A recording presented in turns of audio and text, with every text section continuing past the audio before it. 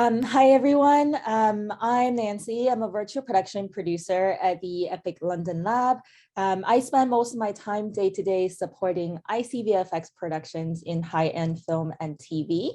I support mostly the EMEA region, so apologies today. A lot of examples I will be showing you is happening in my region, but I see that all the great activities happening in India are covered later today, such as the shorts program and a couple of case studies for ICVFX productions that happen in India. So I'm going to go ahead and screen share.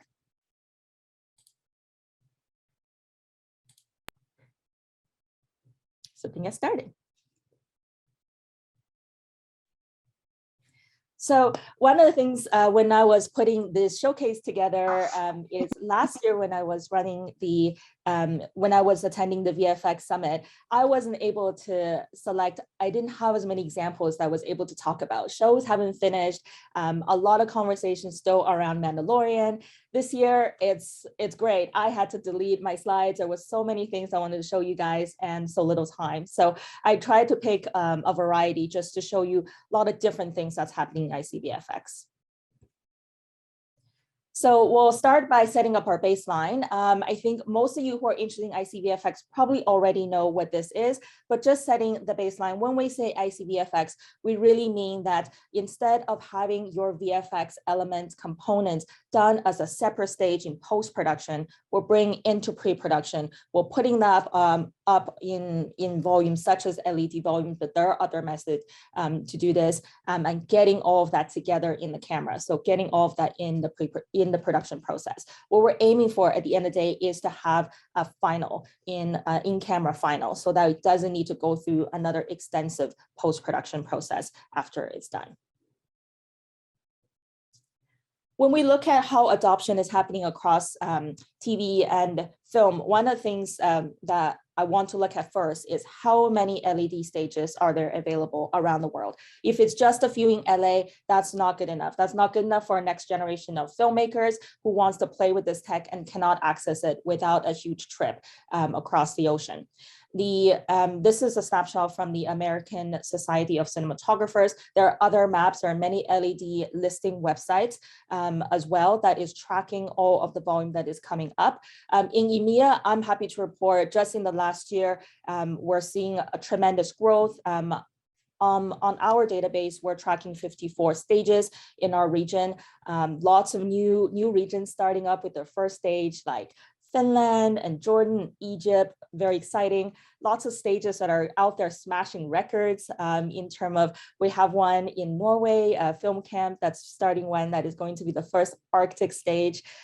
We have one in Russia, XOVP, that has a 12-meter wall. We haven't seen a stage quite as large as that before. And India, I see there's quite a few ICVFX stages operational here as well. And then moving on to a couple examples in film and TV. I'm starting with sort of the high-end productions first. I'll run this clip in the background. This is a Modern Love clip from Amazon Studios. And I've selected this clip so that, first of all, we can enjoy while I'm talking. I selected this clip because this is a great, amazing group of easy wins that we see huge adoption last year. And that is things out of windows. ICVF visual effects out of windows. So we're talking about trains, spaceships, boats, anything you can imagine, yachts, like anything you can imagine, looking out of the window.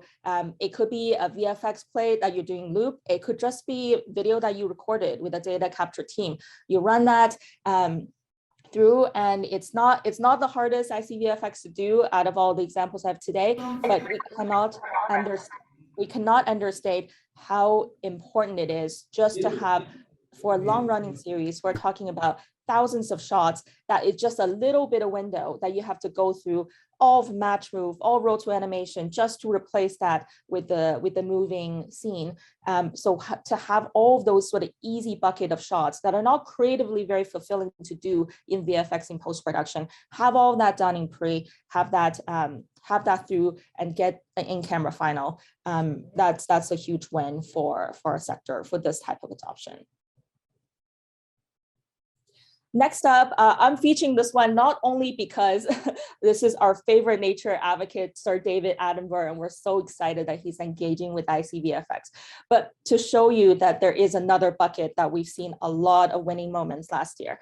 And that is during the pandemic, we had this constant problem of crews not being able to travel out to a lot of different locations. If you think about a James Bond film, which was done, I think, a little bit before the pandemic, but overlapping with the pandemic, how many different locations they have to travel to in order to sort of span the scope of the film. So as we're coming out of the pandemic, the travel restrictions not going to be the only reason why people may want to bring different environments to the actor instead of bringing the actor and the crew into all the environments. There are sometimes places that you just simply cannot go to. So in BBC's Dinosaur: The Final Day, we're taking Sir David Attenborough to the late Cretaceous period, the moment that the asteroid hit Earth, and all the new scientific evidence they found that he's going to teach us. So to bring that into him, we built that. This is with Lola VFX, a lovely team who built that environment and brought him in to shoot this segment in our typical Sir David style. And then on to a couple really humongous stages and really big productions. So this one is Netflix's 1899. It's from the creators of Dark, which is a hugely successful original series. And this stage it's huge. It's Babelsberg. It's in Berlin, Germany. It's 23 meters by 7 meters tall. It's absolutely bonkers. It's got a rain stage. There's a lot of climate shots in this series, especially when they're on the bow of this this luxury passenger ship. So it's got the rain with the LED. I think for the first time, they've got, you can see on this image on the corner, on the right top corner here, it's quite a huge turntable for all the foreground set dressing. So you can imagine a situation where you could put one set on a pie slice and put another set, your foreground dressing on another set, on another slice, and you could be rotating that throughout the day. So you could have that quick scene turnover, both in your foreground as well as your background. As the background, we just need to bring up a different CG environment. So that's usually a quicker thing to churn.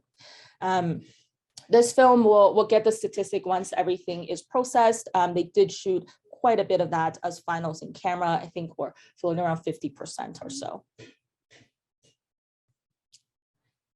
Next up, just pointing out another very, very big LED volume production. So this is the Warner Brothers lot here in Leavesden, and that's House of Dragons. HBO, of course, hugely successful Game of Thrones series, have shot a percentage of their sequences here.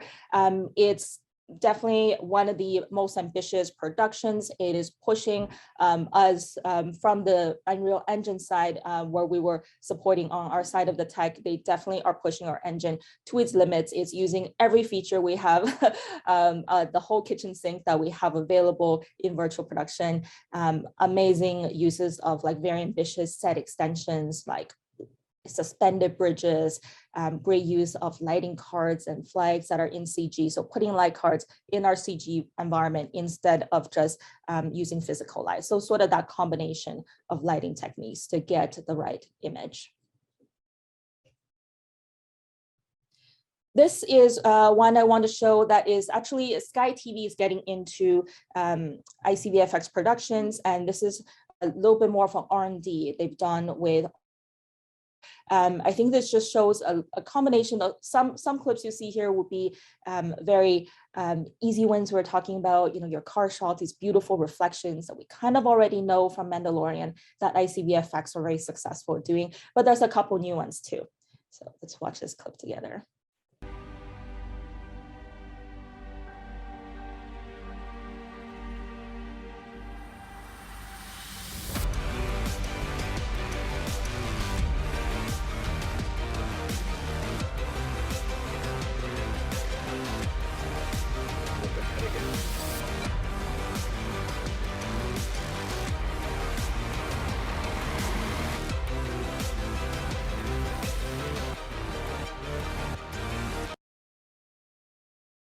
All right, so I don't know if you guys caught that one, but one of the ones that the reason I selected this clip instead of all the other shows I could be showing you is I'm really excited to see filmmakers start to break out of sort of our first stage of ICVFX use, which is a lot of environment building, a lot of static environment in the background with your live action set in the foreground, really trying to break out of that. There are so many other exciting VFX disciplines that we're just starting to, tip of the iceberg and engaging them in pre-production instead of post, bring that into something that the camera can capture.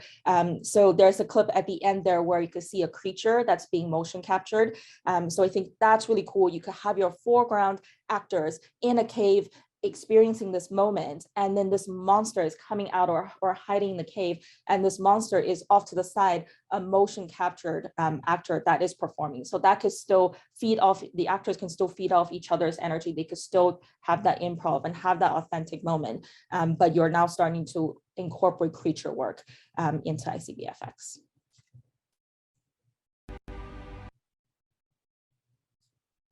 And breaking up more boundaries, we'll see more and more of these mixtures where it just will not be a simple formula of let me go to a volume, let me put the environment up there, and let me shoot a scene. So we worked with Foundry on this one. We thought was very exciting. It's they called it near real time with a nuke and reel workflow. So what this one is, the clip is too long, so I can only show you a little bit of it. Definitely feel free to watch it if you're interested. They are doing Commandant, which is a submarine sort of World War film, lots and lots of water, which as you all know in VFX, it's already quite expensive to render to get that top-notch visual fidelity. So what they've done is, one, their LED, they weren't able to get really high density LED screens because there is a huge water tank. There's a lot of potential water damage, so needed to use outdoor graded panels, so they're a little bit lower in quality. And second, with all these expensive renders, what they've done is they had a machine trained AI that could put in a lot of footage and is able to separate the actor, the foreground element, with the panel element, and then in near real time can replace a higher fidelity render so that you could generate that sort of like, just a much better image that you wouldn't be able to get. It's an added bonus that if you're using cheaper LEDs, that you could replace it with a better image later. An added bonus if you're using a smaller volume, as those are normally easier and cheaper to rent, you can also extend beyond the edges of your screen. So I'll also show you this clip here. Start by using the Unreal Reader tool, which is just I'll mute it, sorry, because it's just a part of the explanation. So that's how it's looking in on the screen, which is sort of a limited visual fidelity render. And then here's the extension.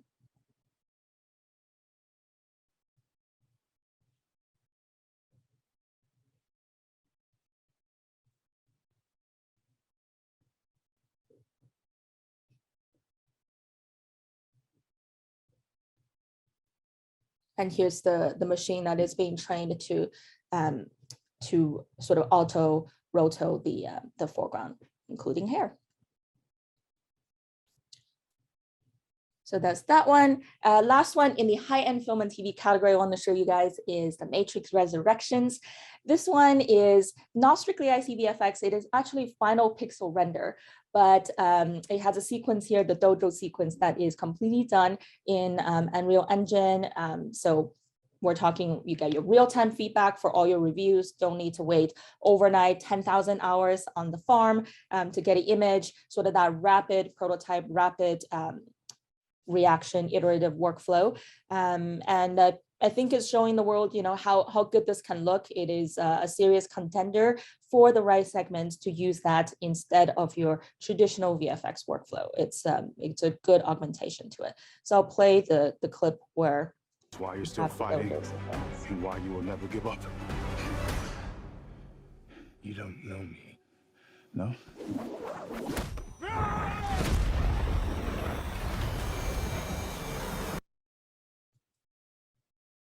It's still here. I know. You have it. Great.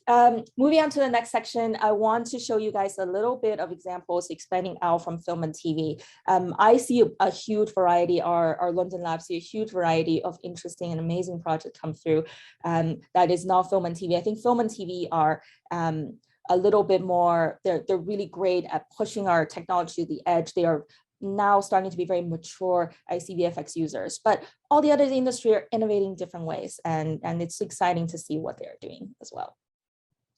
So this one here is BBC Summer Olympics. BBC is doing the same virtual studio approach in the Winter Olympics, but they just haven't have a behind the scene out yet.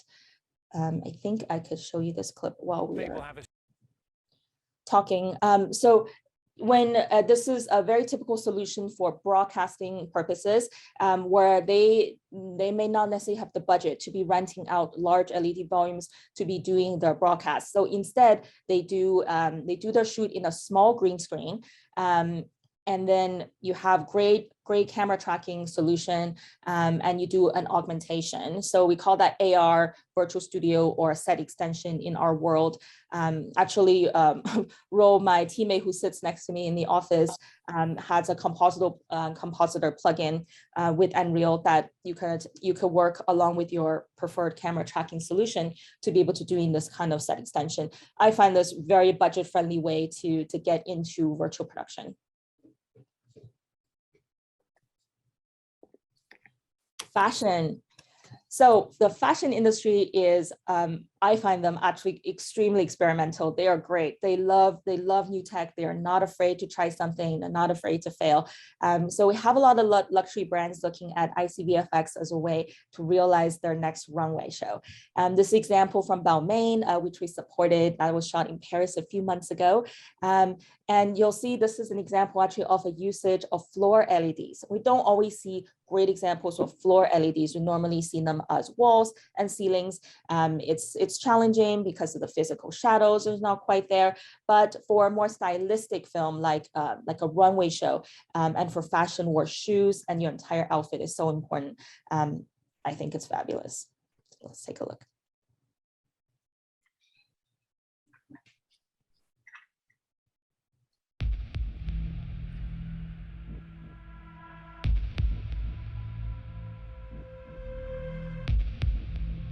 You could try to find the seam between the floor and the wall.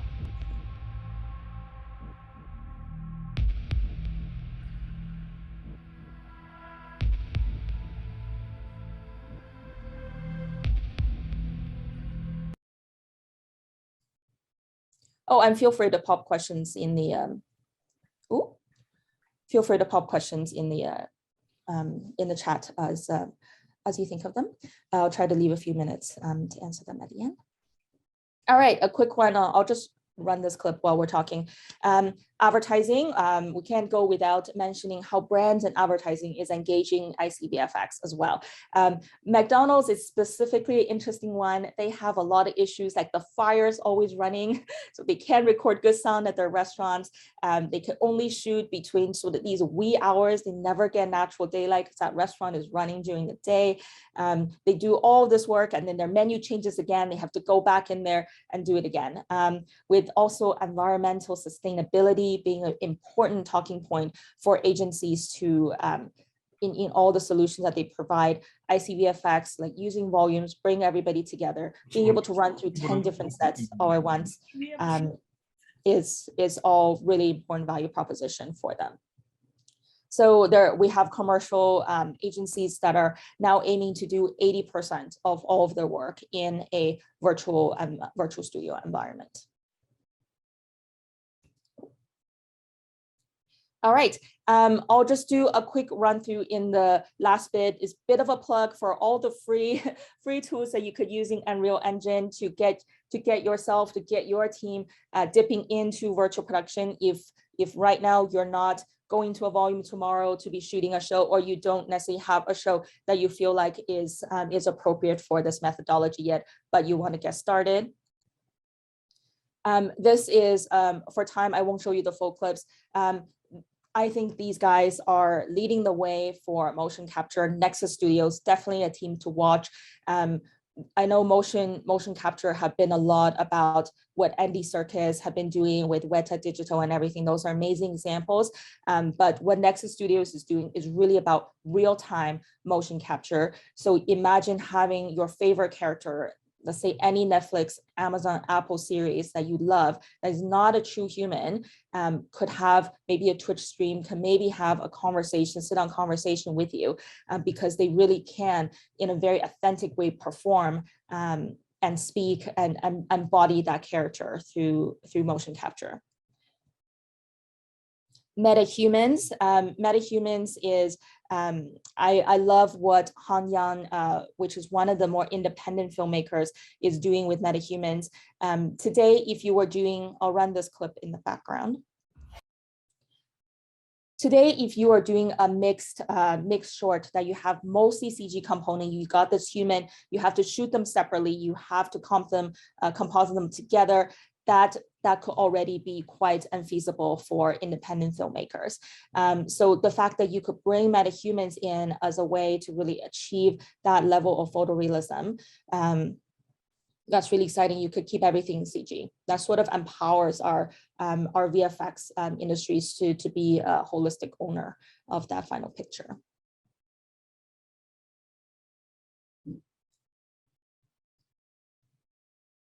I'll run this in the background as well. This is a plug for our marketplace. This is a lovely team we worked with for the music video. And for their music video footage, I don't know if you could tell, but they purchased everything from the Unreal Marketplace. So they're all pre-existing environments that a creator had built before. They flew sort of these drone-like camera in the sequencer through all of the segments. And there you have it, a beautiful sort of CG only music video created entirely from marketplace assets. Another really a resource to mention is, and I haven't asked our our Epic Indian team on how we're doing with the mega grants in this region, but we're very active with mega grants here in the EMEA region, especially for a lot of our very prolific VFX supervisors. This one is, I'm featuring this one from Paul Franklin, who have many of his Oscars from all of the Christopher Nolan films he's worked on, and he wanted to make his own short, right? Have a room to play, and instead of necessarily just serving all these large features, to do his own thing, and to be able to have just a little bit of funding to help get you started, to just have a chance to do R&D, have a chance to have a play.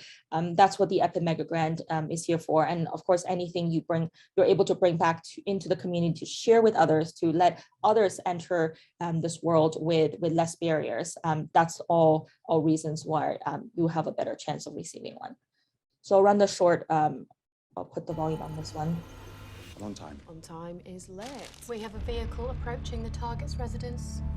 If you guys can tell which ones are ICVFX, it's a very lovely world within a world. You have to launch. Type of setup. Belay that order. This is my ops room. I give the gore otherwise, all right? Bravo 1 at minimum safe. Please lie.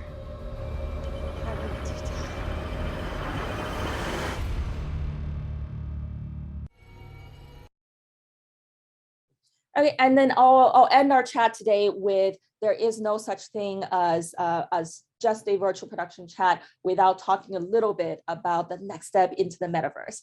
I think any beautiful environment that is built, iconic cinematic moments we build for our walls to be shot on camera, could be translated in the future into an amazing metaverse experience. I won't run this clip for time, but Ariana Grande's concert in Fortnite, sort of Fortnite Creative Island type of vibe is amazing. And it's, I think it's a good example to show you, you could actually augment an experience that it's normally a physical only experience. Of course, you could only go to in-person live concert where you're feeding off the energy of others. But this one, you still have the energy of others around you, but you get to have a gaming experience. You get to have this very hyper real out-of-body experience with Ariana. And I think there's just thinking about this translating into a photorealistic cinematic universe, from whether it's Harry Potter, Game of Thrones, whatever is the world that you want to be in with your friends. I think that's really the next thing to watch for where we're going. All right, great. I see a lot of questions have come in, so I'm going to see how many I can cover. Apologies, with 2 minutes left. What's the best option for smaller size studios who don't have much scale yet? Hopefully you saw some examples on how smaller studios have been able to get around that. The Sir David Attenborough example was actually a very, very modest small volume. We were able to show quite a wide range of sort of this late Cretaceous period. Definitely don't feel you're limited. You have certain things with Moray that you have to watch out for a little bit more with smaller volumes. No reason why you cannot be accomplishing cool things. And using AR, using sort of these Foundry Nuke workflows, you could be augmenting that and making that studio bigger. That's not a deal breaker. How small, can you share how small scale studios incorporate the technology in games? Hopefully that question came in before the Ariana Grande one. Fortnite Creative Island is going to be the biggest one to watch for in terms of like Epic Studios contribution into that world. We really want to open that world up a bit more, let other creators in to create their branded experience in there, their special IP experiences in there.